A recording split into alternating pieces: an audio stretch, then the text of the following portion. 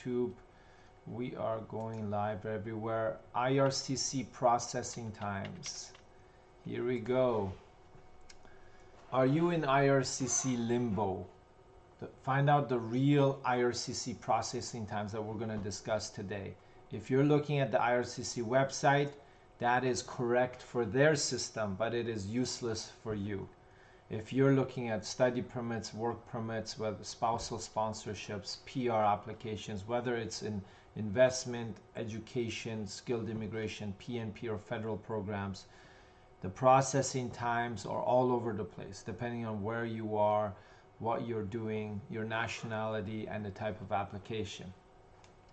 Today we will be dissecting this, and my name is Reza from Ingwe Immigration, here a licensed firm here in Canada, and we will share with you not theoretical processing times, but actual processing times that we see for our clients that we handle, whether it's work permits, visitor visas, or whatnot. Okay, so we're gonna jump into this. We're on Instagram, Facebook, and YouTube. Unfortunately, we cannot see your questions besides YouTube questions. So if you're on YouTube, we would be happy to answer your live questions later on after this session. Here we go, folks. We're going to talk about, you're not live on Instagram. Oh, hold on. We have a little bit of a technical glitch. We have to, we have to fix this. One moment, please. One moment. I apologize. Technicality here.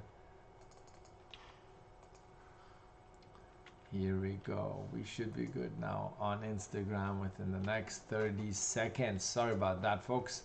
So let's talk about processing times. I'm going to get my table here and we're going to look at it. So some interesting news. If you have a spousal sponsorship from inside of Canada and you also apply for a work permit, this used to take over 6 months.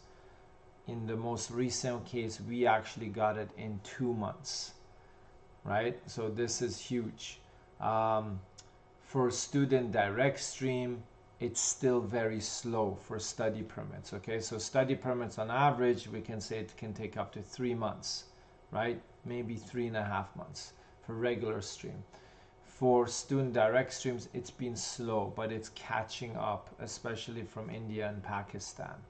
With Vietnam, it's still very slow. So if you were expecting 2 weeks, well, that's not going to happen. In Pakistan, Vietnam, Pakistan and India, we're seeing that this can be a better number than it is, let's say, in Vietnam.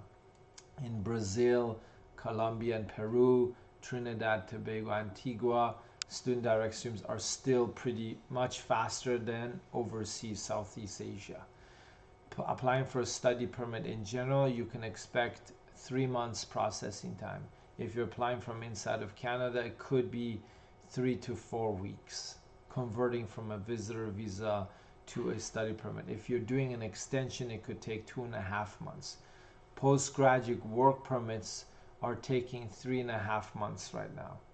No matter if you're applying from outside or inside of Canada, this is the latest numbers we're seeing.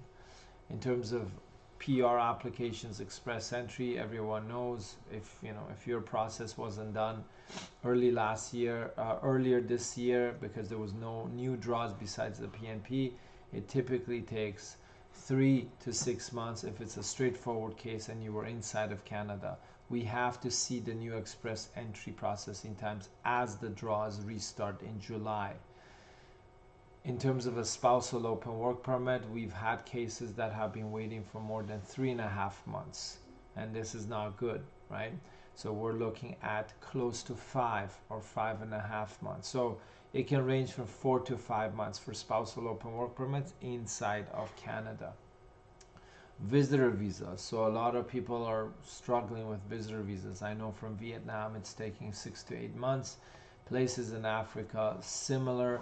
Middle East not so great.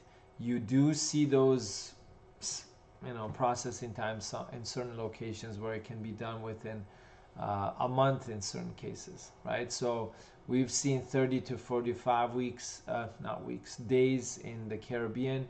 In Colombia, I'm seeing this around 2.5 months, and similar to a lot of Latin America for visitor visa applications from outside. If you're processing or applying for visitor visa applications from inside of Canada in terms of a renewal, in terms of a visitor record, you could be looking at over 4 months up to 6 months, okay? So that's key. That's the latest update, folks, regarding our processing times. And if you have any questions, we have one question on YouTube. It's Vupe Tube says, hi, I'm from Ethiopia. I applied for my PR for my family reunification in September and medical in May. I want to know how long it takes to get the passport request. Nobody knows, Vupe. Like Ethiopia, it could be anywhere. It could be, you've gone past, how many months is that now? You like in a few months it'll be a year.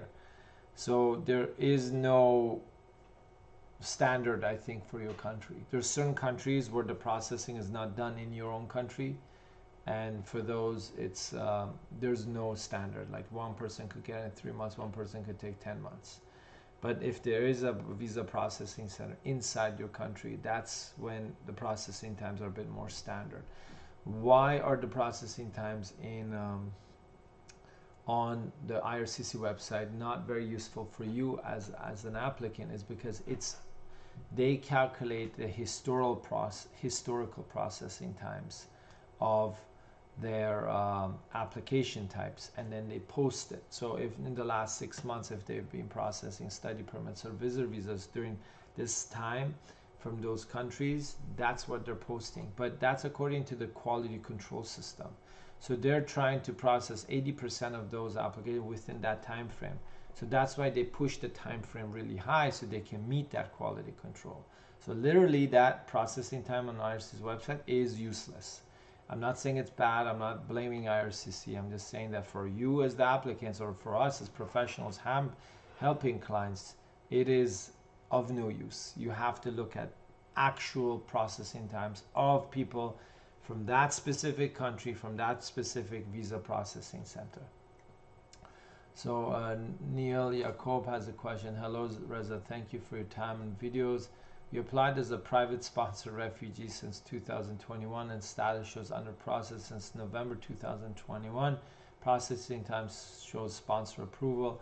You would be looking at anywhere from 2 to 2.5 years, okay, for your PRs to be processed under the private sponsorship. And this is the best case scenario, because during COVID, this was even longer. If you go with it now, you could be expecting 2 to 2.5 years.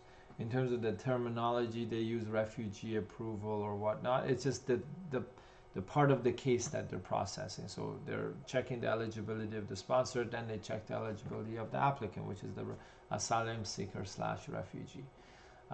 Yeah, so that's it, folks. If there's any more questions, we would be back again next Thursday. If you need any help with immigration, we'd be happy, our office would be happy to coordinate. Thank you very much. And Thursdays again, we have our live, so do stay tuned with us. Thanks again, and see you later.